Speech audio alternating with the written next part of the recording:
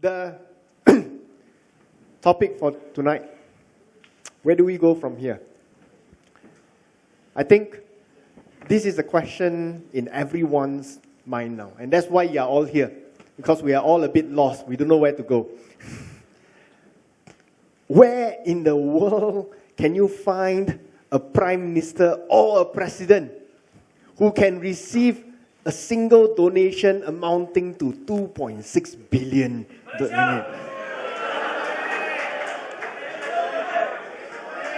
This is really a proof, a testament of Malaysia boleh. Mahathir didn't believe in Najib that Malaysia boleh. Najib showed it to him. See, Malaysia boleh. 2.6 billion ringgit. But let me tell you first the reason why they are using political donation as the explanation for the 2.6 billion ringgit. Why is it that the PM took so long? If it is political donation, just say it was political donation from the first day. I received in my account, it is for political donation. Why did it take more than a month before he announced, or he didn't announce, MACC announced that it was political donation? Why? Because it is the least damaging excuse they can find for that money. I personally do not believe that it was a donation. For elections, maybe, but it need not necessarily be a donation. But if it is not a donation, then it is worse than even a political donation amounting to 2.6 billion. So all these strategies in BN, ting, ting, ting, ting, ting, ting, ting, ting, ting, cannot think of any other way out. Boss, this is the only way out. It will be damaging, people will laugh at you, okay? But it may save your skin. So at least hold on to power first, right through these difficult times, okay? And as long as you survive, there's still a chance to win in the next general elections. That is the reason why it is called a political donation. Can you imagine why would anyone, now it says donation, the latest report if you read online, donations from Middle Eastern donors. Why would a Middle Eastern donor be willing to donate 2.6 billion ringgit to a prime minister for his domestic elections? Free Yeah, my best friend lah. No? You need help, I give you 2.6 billion ringgit.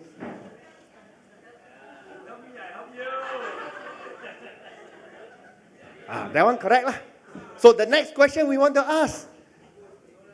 Najib always say, this is to quote Najib, you help me, I help you. So the Middle Eastern donors now help Najib 2.6 billion ringgit. It doesn't matter whether it's political donation or not political donation. 2.6 billion ringgit ended up in Najib's personal account. Okay? So Middle East help Najib. Question we want to ask. What do you help Middle East? You know, if DAP receive, don't talk about 2.6 billion. Don't talk about 260 million. Don't talk about 26 million. Talk about 26,000 ringgit from Singapore agency. Finish. Finish. Not Teo Beng Hock. Finish. DAP finish. We will be considered as a foreign-funded political party. We will be considered a traitor to the nation because we accept foreign funding to fight local elections. But UMNO, boleh. From Middle East, not 26,000 ringgit. Not 2.6 million ringgit.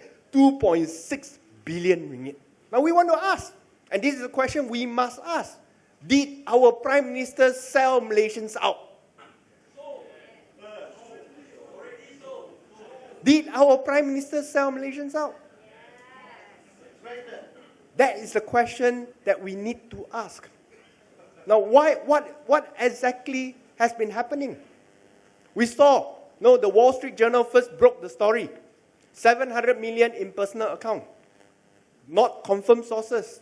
The BN spin masters. I'm probably taking some of Saudara Kid's speech portion later. He mentioned this BN spin master say what? With the MACC statement, Najib is cleared. I read the statement, read from top to bottom, read from bottom to top. Nothing in the statement cleared Najib. And they said, this statement proved Wall Street Journal wrong. I read again, top to bottom, bottom to top. Which part of the statement disproved the Wall Street Journal? Nothing. Wall Street Journal said 700 million in Najib's personal account. Proven. Correct. The Wall Street Journal said unknown sources, but it came from a Middle Eastern-owned bank, Falcon Bank. Proven. Correct. Unknown sources. Okay? And they also said some of the money came from SRC International, which is funded by our pension fund, KWAP. Proven. Correct. So which part of the MACC statement, okay, disprove or prove Wall Street Journal defamed the Prime Minister? I tell you, ask the Prime Minister, ask your lawyers, come back from Hong Kong, don't bother staying there, come back and focus on my case. The one that you sued me for defamation, I want to see him in court so that we can bring out all the evidence, so that this will be the avenue for all the evidence to be shown to the public. They have tried all their ways. No, the task force, don't know dead or alive now. Don't know dead or alive. No, PAC, we are chopped at our knees. No, cannot move. The speaker who say what? We want a first world parliament. I wanted to quit because I am sick of the perception that the Malaysian parliament is regarded as a rubber stamp. Remember or not? He said he wanted to quit because he was sick of the perception that the Malaysian parliament was a rubber stamp. He wanted to reform the parliament. He wanted to change it into a world-class first world parliament. And what did he do? He killed the PAC. He killed the PAC. Instead of making Malaysia a reformed first world parliament, he himself sounded the death knell for the Malaysian parliament. Might as well quit lah. No need to tarik balik already. You know? So this PAC has been hampered. So we are stuck. Where else can we get information? The interim report, Auditor General's Office. They have done the study. And I can tell you, in that report, very clearly, you will be able to tell whether Sarawak report forged their documents, fabricated their stories, and doctored the materials, emails. You will be able to tell very clearly from the interim report. I cannot tell you whether they did or did not, because otherwise then the speaker will kick me out of parliament. But I can tell you the answer is inside. So if the answers are inside, why is it that the finance minister, who happens also to be the prime minister, refuses to release the interim report for everyone's viewing, table in parliament, so that Malaysians know once and for all what is the truth and who is actually lying? Again, Auditor General. So there are only 3 agencies doing the investigations. Auditor General's Department, the PAC, and the Special Task Force. All dead. So the only way now is to go to court.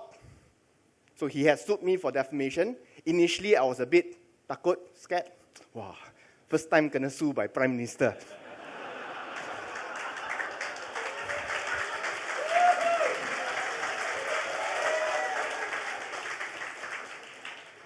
But now, as we must do, in every crisis, we must see the opportunity. And now this is the opportunity. He has sued me in court. We want the court dates to be expedited. There was supposed to be a application hearing on July 28 or 29, end of last month. 29, is it? July 29. Unfortunately, PM's lawyers called my lawyers, Gobin. Sorry, we are very busy with Wall Street Journal. We have to go Hong Kong. So we got no time to attend to this case. Can we postpone the case? No? They wanted to postpone also. Check this. Postpone until when? Postpone until September 22nd. Hi, I've got to wait so long. So now I'm telling them, don't have to go Hong Kong already. Don't have to go US already. MACC already confirmed the Wall Street Journal report. So what else is there to sue Wall Street Journal? Focus on this case. Focus on this case so that you can go to court, show the evidence, and I can show mine to prove whether 1MDB cheated Malaysians. I think that's what we want to do. Now, where do we go from here? No, everyone is upset. No more institutions left in Malaysia. The PAC destroyed. No. Do we trust the courts? No. The police, what are they doing? Investigating the investigators.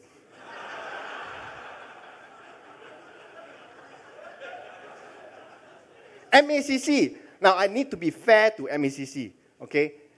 Among all the agencies around, we don't like MACC very much, but they are the ones who are trying to do the most among the agencies that are investigating the Prime Minister. And yet now, they have to seek divine intervention. You know? So, Malaysians are left in a state where we are lost. There's no one else we can go to. But let me give everyone the half-full story. You know, we are always despondent, we are always very angry, we are very upset, and we seem like this is a lost cause. Everything is lost. No? It is not. The reason why it is not is very simple. It is because those in power are close to losing power, or see the threat of them losing power being at the highest level, therefore they are exercising all the powers that are in their hands, okay, to suppress, oppress, and repress dissidents and critics. So when you see the worst actions being taken by Barisan Nasional administration, okay, against its critics, against the people, and trying to suppress the truth from surfacing, then you know the day that Barisan Nasional will end as a government will be coming soon.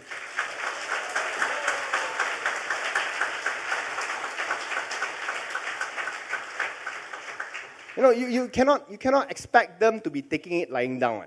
You cannot like, oh, the threat is coming, we are going to lose power, let's do nothing about it and just hand it over.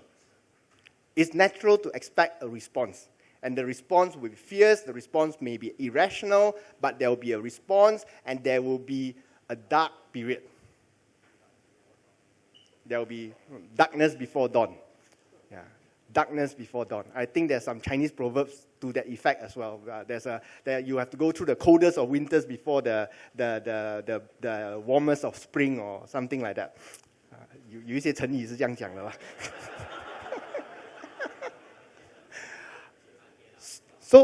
So I believe that these 2 years, regardless of whether Najib continues to stay in power, okay, these 2 years are the time that the rakyat have to work hard, together with those who stand up with you.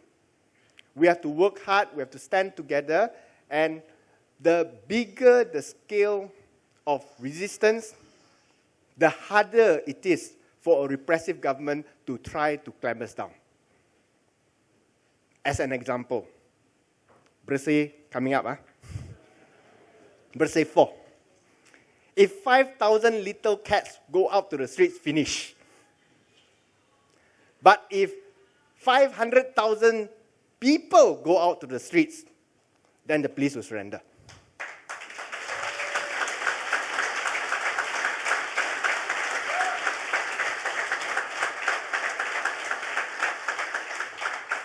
Numbers count. And we hope that those who are here, with many of our friends outside will come out in full force in support of Bersih 4 to ensure that we return the rule of law to this country.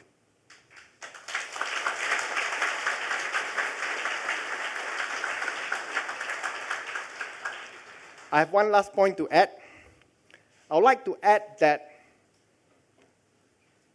the fight, at least on 1MDB, is not over. Although we say we are focusing on the next general elections, we are focusing on Bersih and other measures, the fight in 1MDB is not over. Throughout my experience over the last 6 months, the ups and downs on all the what do you call it, the twists and turns that has been happening, there's one thing that I have been convinced. I am convinced that the majority of the civil servants are sick and tired of this administration.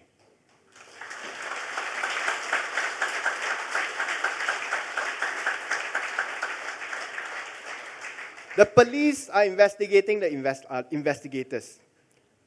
But one thing we know as a fact is that there were leaks. I mean, we all know there were leaks. It's a fact that there were leaks. And the leaks could only have come from inside sources.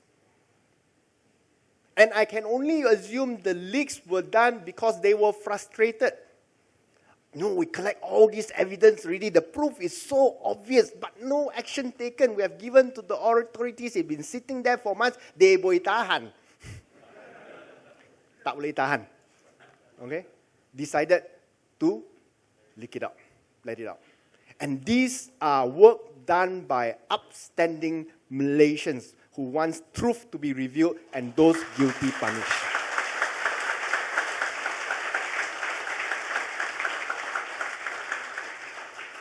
And there are enough of these people around, whether in the police force, in the MACC, or in Bank Negara. There are enough of these people around. So we can be sure in the road going forward, over the next few weeks, the next few months, more twists and turns will come. The fight to bring the guilty behind the what do you call it, the pillage and plunder of 1MDB is not over. Okay, we have perhaps suffered some setbacks, no, but it is not over. And you can tell if you read between the lines of the MACC statement. Many people read it as MACC trying to protect the boss, no, by saying it's a political donation. I would like to read it another way. I read it another way in the sense that it is a warning to the Prime Minister. Why? Remember, the Prime Minister, as of, when was the MACC statement? 2 days ago. The Prime Minister, up to 2 days ago, never considered that $700 million went into his personal account. He never considered that. All he said was, not personal gain. But he never considered the fact that 700 million went into his personal account. MACC did the confirmation for him.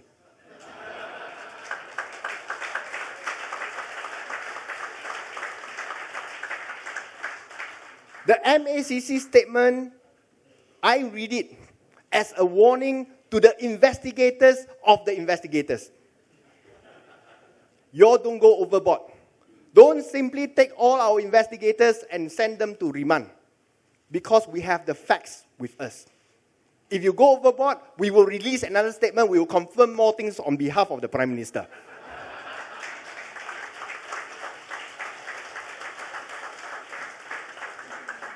So, in summary, the hope for long-term and short-term is not lost.